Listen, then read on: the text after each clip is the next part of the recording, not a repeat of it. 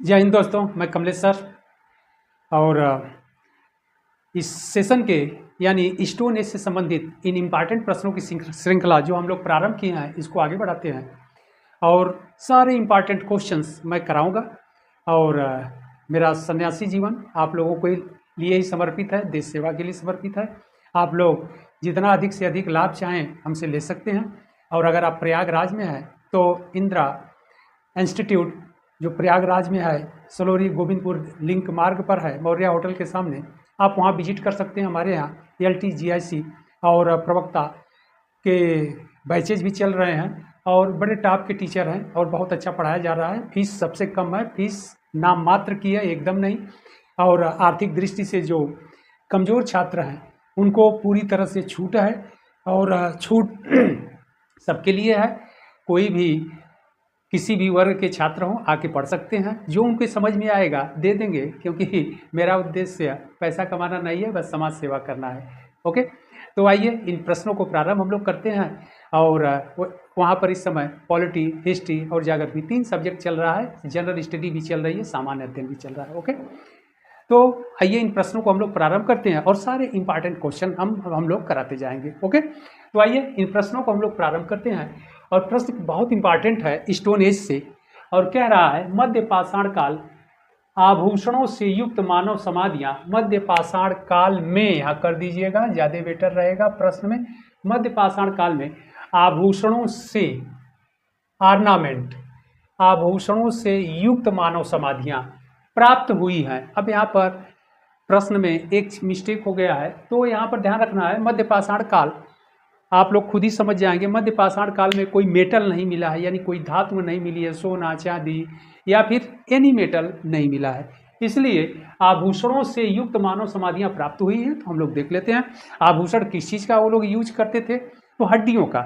Okay, हड्डियों का प्रयोग करते थे, और सबसे अधिक जो हड्डी के आभूषण प्रयोग करते थे वह थे हिरन। हिरन के श्रृंग का सबसे अधिक प्रयोग करते थे नेकलेस के रूप में। ओके, गले में, यानी नेकलेस यानी माला के रूप में इसे पहनते थे। तो आइए प्रश्न को देख लिया जाए। मध्य पाषाण काल में आभूषणों से युक्त मानव समाधियां प्राप्त हुई है। बहुत इंपॉर्टेंट क्वेश्चन है, आपसे एग्जाम में पूछा गया। ऑप्शन कह रहा है महतहा, ऑप्शन बी है बागोर, ऑप्शन सी है सरायनहार और ऑप्शन डी है भीमबेटका। तो इसमें जो सही आंसर होगा वह होगा महतहा। बहुत इंपॉर्टेंट क्वेश्चन है। ओके, यहाँ से जो कह रहा है मानव युक्त समाधियां, मानव युक्त समाधियां से मतलब है ब्यूरियल, कब्र। तो यहाँ से एक कब्र मिला है, ध्यान रखना है, यहाँ से एक कब्र मिला है और इस कब्र में मानव के गले में, ध्यान रखना है, मानव के गले में एक नेकलेस, हार मिला है। मानव के गले में एक हार मिला है और वह छल्ला यानी हार है, बना है किस चीज़ का? हिरण के सींग का। हिरण के सींग का वह छल्ला पाया गया है, तो आभूषण के रूप में, ऑर्नामेंट के रूप में उसे प्रयोग वे लोग करते थे। तो यह बहुत इंपॉर्टेंट है। और एक प्रश्न और यहीं पर बन जाता है जो आपसे पूछा जाता है, आएगा भी। तो यह नेकलेस हो गया यानी हार हो गया, या आप जो भी समझ लीजिए, नेकलेस हार के रूप में, या गले में माला भी समझ लीजिए। ओके, और यहाँ पर एक कब्र ऐसा ही मिला है महदहा से ही कि पुरुष के, ओके, तो जो पुरुष कंकाल है उसके कान में, ईयर में, ओके, कुंडल, जिसे आप ईयर रिंग बोलते हैं, तो कुंडल का भी साक्ष्य मिला है। तो एक तो यहाँ से क्या मिला? हार मिला। और हिरण के हार कैसा मिला है? तो श्रृंग का है, मृग श्रृंग जिसे कहते हैं, यानी हिरण के सींग का, तो मृग श्रृंग कह लीजिए, मृग सिंह श्रृंग, ये इंपॉर्टेंट हो गया नेकलेस नंबर 1। और नंबर 2 क्या हो गया कि कुंडल, ईयर रिंग एक ही कान में है। ओके, तो ईयर रिंग इसे कहते हैं। तो यह बहुत इंपॉर्टेंट है। यह दोनों कहाँ से मिला है? इस महदहा से मिले हैं। तो यह बहुत इंपॉर्टेंट है। और यह भी आप जान लीजिए कि यह साइट, महदहा साइट है कहाँ? तो यह पड़ता है उत्तर प्रदेश में। यहाँ पर ऊपर लिख देते हैं, उत्तर प्रदेश में है। और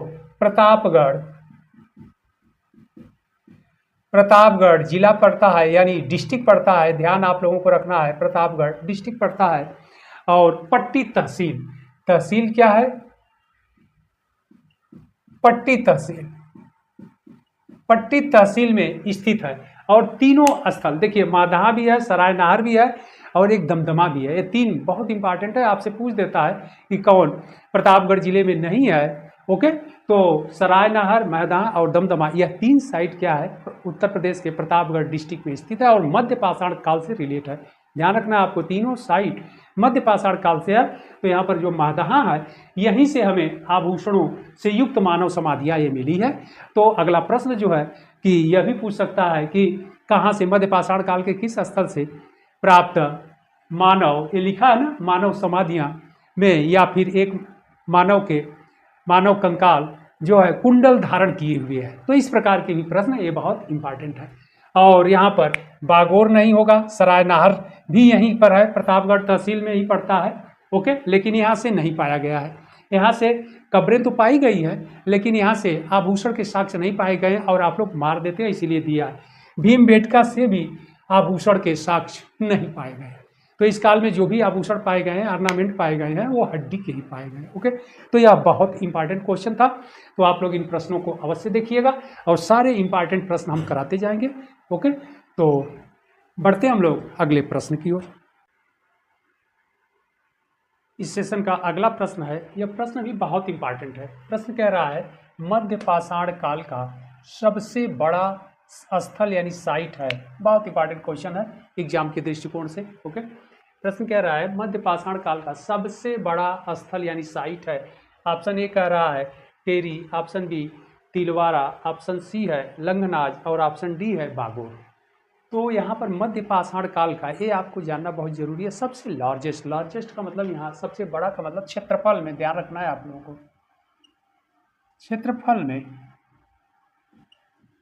क्षेत्रफल में हम लोगों को देखना है सबसे बड़ा कौन है। तो इसमें क्षेत्रफल में सबसे बड़ा टेरी नहीं होगा, तिलवाड़ा नहीं होगा, लंगनाज नहीं होगा। इसमें सही जो आंसर होगा वह बागोर होगा। बागोर बहुत इंपॉर्टेंट है, ध्यान रखना है।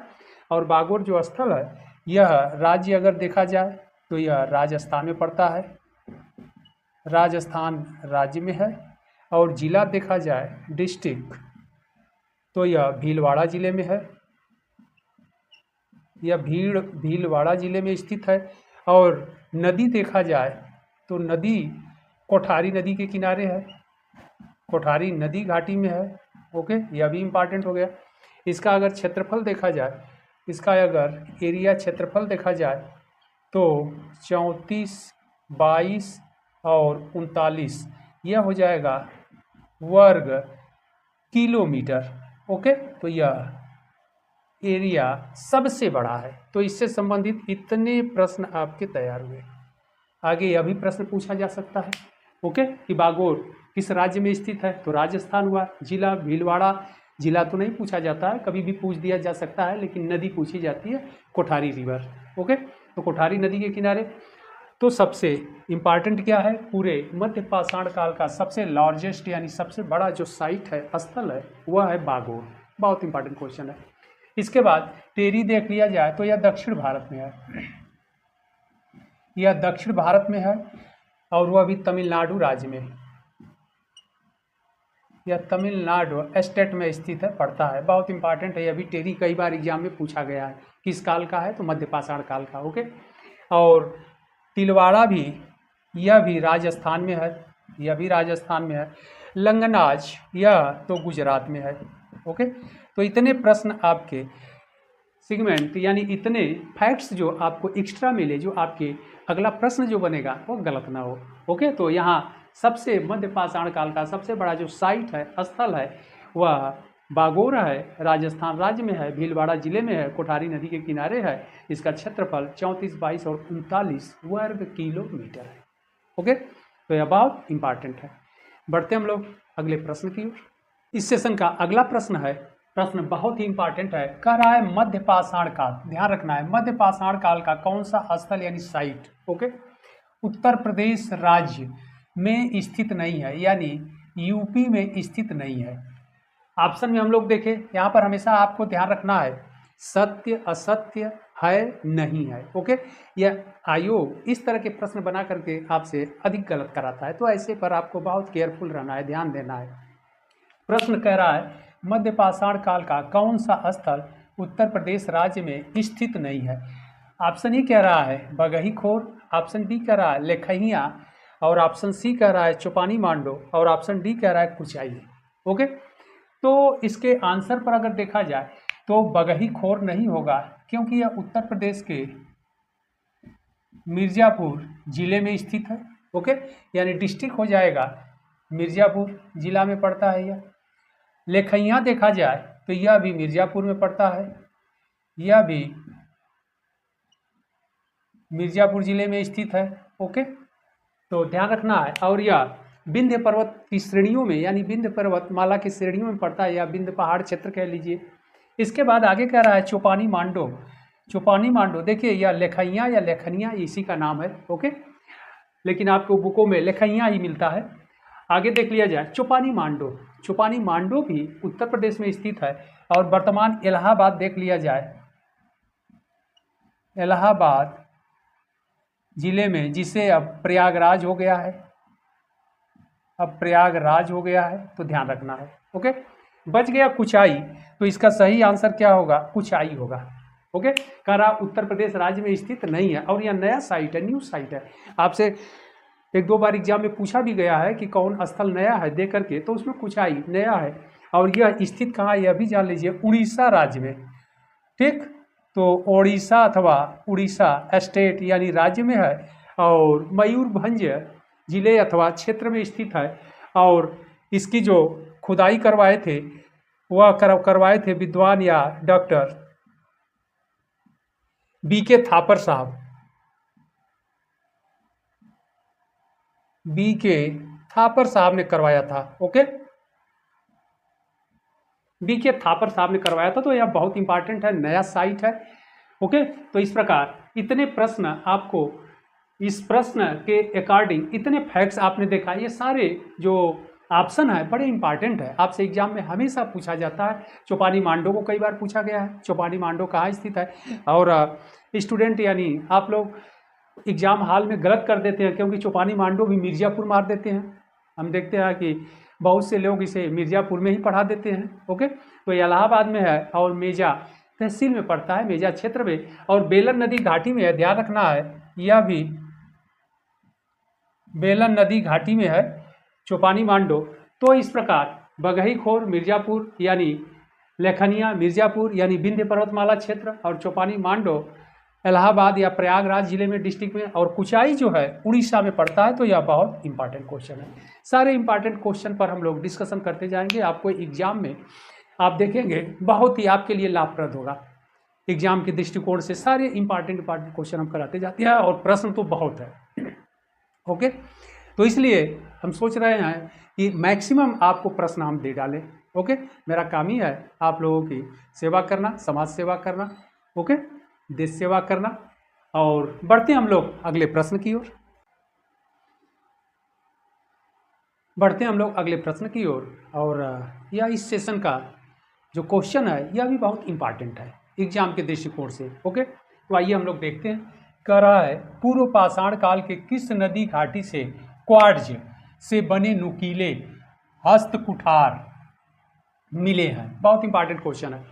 एक बार प्रश्न को फिर हम लोग देख लेते हैं। पूर्व पाषाण काल के किस नदी घाटी से क्वार्ट्ज से, क्वार्ट्ज क्वार्ट्जाइट पत्थर का टाइप है, प्रकार। Okay, type of stone. तो क्वार्ट्जाइट या फिर शार्ट में क्वार्ट्ज पत्थर से बने नुकीले, ध्यान रखना है यहाँ पर अंतर है, नुकीले हस्तकुठार। हस्तकुठार को ही हम लोग क्या कहते हैं? हैंड एक्स, यानी इसी को हम लोग हैंड एक्स कहते हैं। ओके, यानी स्टोन हैंड एक्स यानी पत्थर की कुल्हाड़ी कहते हैं इसी को, यानी नुकीले हस्तकुठार। ओके, प्राप्त हुए हैं लैंसियोलेट टाइप के, यानी नुकीले। कहाँ से मिला है? सोहन नदी घाटी से। बी कह रहा है सोन नदी घाटी, सी कह रहा है बोलन नदी घाटी, और डी कह रहा है लोरालाई नदी घाटी। बहुत इंपॉर्टेंट क्वेश्चन है, ध्यान रखना है। इसका भी सही आंसर होगा सोन नदी घाटी, यहाँ पर ध्यान रखिएगा, सोन नदी घाटी होगा। और सोहन नदी घाटी से हैंड एक्स प्रकार के उपकरण नहीं मिले हैं, ध्यान रखिएगा। सोहन नदी घाटी से जो मिले हैं वह चापर, चापिंग और पेबुला, चापर, चापिंग एंड पेबुला या पेबल, यानी स्मॉल स्टोन, टुकड़े पत्थर के, यहाँ से किसी प्रकार का सोहन नदी घाटी से हैंड एक्स नहीं मिला है, यानी पत्थर की कुल्हाड़ी नहीं मिली है, वह भी नुकीले धार। ओके। और फिर बोलन नदी घाटी कह रहा है, बोलन नदी घाटी से भी नहीं मिला है, और बोलन नदी घाटी भी पाकिस्तान में है। ओके, यहाँ से भी नहीं मिला है, यहाँ से भी नहीं मिला है, और बलूचिस्तान क्षेत्र में है। लोरालाई नदी घाटी यह भी पाकिस्तान में है, यह दोनों पाकिस्तान में है। ओके, यहाँ से भी नहीं मिला है, यह भी बलूचिस्तान क्षेत्र में है। और तो यह बोलन नदी घाटी वर्तमान में पाकिस्तान में चला गया। लोरालाई नदी घाटी यह भी पाकिस्तान में, और सोहन नदी घाटी यह भी वर्तमान में पाकिस्तान में चला गया है। ओके, और यह उत्तर भारत में है, सिंध नदी के उत्तर में है, और इसका सही आंसर होगा सोन नदी घाटी, और वह भी मध्य प्रदेश के क्षेत्रों में। ओके, एमपी के क्षेत्रों में पाया गया है, तो बहुत इंपॉर्टेंट है। यहाँ पर ध्यान रखिएगा, आप लोग क्वेश्चन इसलिए गलत कर देते हैं कि जो हैंड एक्स प्रकार के उपकरण जो पाए गए हैं सबसे अधिक, लार्जेस्ट मतलब सबसे अधिक पाए गए हैं, वह दक्षिण भारत से पाए गए हैं, वह दक्षिण भारत से पाया गया है। और दक्षिण भारत में मुख्य रूप से तमिलनाडु का क्षेत्र है। ओके, तो दक्षिण भारत से पाए गए हैं। लेकिन और जो नदी है कावेरी नदी और उसकी सहायक कोरतलाई नदी घाटी, तो देखिए इसमें वो ऑप्शन नहीं है, ध्यान रखिएगा हमेशा, दक्षिण भारत का कोई नदी नहीं है। इसलिए यह क्वेश्चन बहुत इंपॉर्टेंट है, आपसे इसी तरह के प्रश्न दे करके गलत कराए जाते हैं आयोग के द्वारा। तो ये सब बड़े रेयर क्वेश्चन है, बड़े डेप्थ में पढ़ने की जरूरत है। कॉन्सेप्ट आपको बना करके पढ़ना पड़ेगा, बिना कॉन्सेप्ट के आप क्वेश्चन हल नहीं कर सकते हैं। तो इसलिए ध्यान रखना है कि इसमें दक्षिण भारत की कोई नदी नहीं है, तमिलनाडु के क्षेत्रों की भी नहीं है। ओके, न कर्नाटक के ही क्षेत्रों की है, सब क्या है उत्तर भारत की है, और मध्य भारत की सोन नदी है, ध्यान रखना है। क्योंकि सोहन पाकिस्तान, बोलन नदी घाटी पाकिस्तान, लोरा नदी घाटी पाकिस्तान, इस प्रकार सोन नदी घाटी में भी मिला है, यह भी आपसे पूछा जा सकता है। वह भी कैसे, नुकीले हस्तकुठार क्वार्टजाइट पत्थर के, यानी क्वार्ट्ज पत्थर के। ओके, तो बहुत इंपॉर्टेंट है, और बहुत सारे स्टोन एज यानी पाषाण काल से संबंधित सारे प्रश्नों को हम बड़े डेप्थ में आप लोगों को पढ़ाएंगे, क्योंकि इससे लोग पढ़ाने से भागते हैं और यहाँ से प्रश्न आपसे गलत हो जाते हैं। सामान्य प्रश्न तो सभी बता देते हैं, सामान्य प्रश्नों पर भी हम लोग डिस्कशन करेंगे। ओके, तो बढ़ते हम लोग अगले प्रश्न की ओर, और प्रश्न बहुत ही इंपॉर्टेंट है एग्जाम के दृष्टिकोण से। ओके, प्रश्न कह रहा है पूर्व पाषाण काल के किस नदी घाटी से चर्ट, यहाँ बहुत इंपॉर्टेंट है, ये चर्ट से पूछ रहा है, चर्ट के औजार और शैल खंड बड़ी संख्या में पाए गए हैं। तो प्रश्न को एक बार फिर हम लोग देख लेते हैं। पूर्व पाषाण काल के किस नदी घाटी से चर्ट के औजार और शैल खंड बड़ी संख्या में पाए गए हैं। चर्ट पत्थर का एक टाइप है, ओके, प्रकार है, तो इसीलिए यह इंपॉर्टेंट है कि पूर्व पाषाण काल के किस नदी घाटी से चर्ट के औजार और शैल खंड बड़ी संख्या में पाए गए हैं। ऑप्शन ई कह रहा है सोहन नदी घाटी, बी कह रहा है सोन नदी घाटी, सी कह रहा है बोलन नदी घाटी, और डी कह रहा है लोरालाई नदी घाटी। ओके, तो इसका सही आंसर होगा सोन नदी घाटी। बहुत इंपॉर्टेंट है, सोन नदी घाटी में सबसे अधिक, आप लोग जानते रहिएगा एग्जाम के लिए बहुत इंपॉर्टेंट है। सोन नदी घाटी में जो पत्थर के जो प्रकार थे, टाइप ऑफ स्टोन, वह चर्ट प्रकार के जो स्टोन थे, पत्थर, उनके सबसे अधिक औजार पाए गए हैं, और उनके शैलखंड से मतलब तात्पर्य है बड़े बड़े, ओके, उनके खंड भी पाए गए हैं, पार्ट भी पाए गए हैं, भाग भी पाए गए हैं। ओके, तो यह बहुत इंपॉर्टेंट क्वेश्चन है आपके एग्जाम के दृष्टिकोण से। तो इसका सही आंसर हो जाएगा सोन नदी घाटी के क्षेत्रों में, और वह भी सोन नदी घाटी मध्य प्रदेश का जो एरिया है उसी में चर्ट के औजार और शैल खंड बड़ी संख्या में पाए गए हैं। ओके, तो यह बहुत इंपॉर्टेंट क्वेश्चन है, आप लोग इसको अच्छे से देखिएगा। अगला प्रश्न है, प्रश्न बहुत इंपॉर्टेंट है एग्जाम के दृष्टिकोण से। ओके, प्रश्न कह रहा है उच्च पूरा पाषाण काल, ध्यान रखना है, अपर पैलियोलिथिक एज, उच्च पूरा पाषाण काल में हड्डी की बनी मातृदेवी से तात्पर्य है मदर गॉडेस, मातृदेवी की मूर्ति कहाँ से प्राप्त हुई है। तो प्रश्न बहुत ही इंपॉर्टेंट है एग्जाम के दृष्टिकोण से, आपसे हमेशा पूछा जाता है। ओके, हमेशा पूछा जाता है, तो यहाँ पर ध्यान रखना है प्रश्न को एक बार फिर हम लोग देख लेते हैं। उच्च पूरा पाषाण काल में हड्डी की बनी मातृ देवी की मूर्ति कहाँ से प्राप्त हुई है? ओके, ऑप्शन कह रहा है सोहन नदी घाटी से, ऑप्शन बी कह रहा है कोटलाई नदी घाटी से, ऑप्शन सी है बेलन नदी घाटी से, और ऑप्शन डी कह रहा है सोन नदी घाटी से। ओके, तो इसका सही आंसर होगा सी, बेलन नदी घाटी। और बेलन नदी घाटी के पास ध्यान रखना है, यहाँ पर डिटेल देख लिया जाए। बेलन नदी घाटी, और बेलन नदी घाटी कहाँ पड़ती है? यह वर्तमान उत्तर प्रदेश के पास। ओके, यानी राज्य देखा जाए तो उत्तर प्रदेश यानी यूपी, और राज्य जिला देखा जाए तो जिला हम लोग देखते हैं तो इलाहाबाद अथवा प्रयागराज, इलाहाबाद या प्रयागराज। अब नया नाम हो गया है तो प्रयागराज हो गया। और प्रयागराज में यह बेलन नदी जो है, बेलन नदी घाटी में स्थित लोहंदा नाला है या लोनहदा नाला। ओके, आके मिलता है। इसी लोंदहा नाले से यह हड्डी की बनी हुई मातृ देवी की मूर्ति मिली है, यानी मदर गॉडेस। तो इस ऑप्शन में लोहंदा नाला नहीं दिया गया है। ओके, बेलन नदी घाटी दिया गया है। तो इसका आंसर क्या होगा? बेलन नदी घाटी।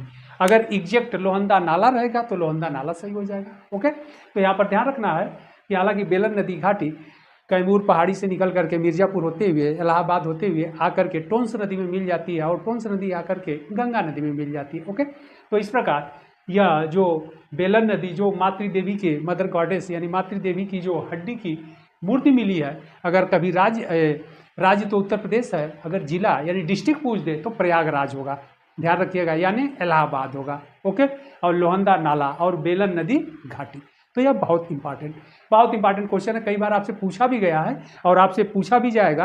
क्वेश्चन को आंसर को चेंज कर करके आपसे पूछा जाता है और गलत कराया जाता है। ओके, तो यह बहुत इंपॉर्टेंट क्वेश्चन है। ओके, तो यह आज के इस सेशन के सारे इंपॉर्टेंट क्वेश्चन थे। आप लोग इन प्रश्नों को अच्छे से देखिएगा, और फिर हम लोग मिलते हैं इंपॉर्टेंट प्रश्नों की श्रृंखला के साथ अगले भाग में। ओके।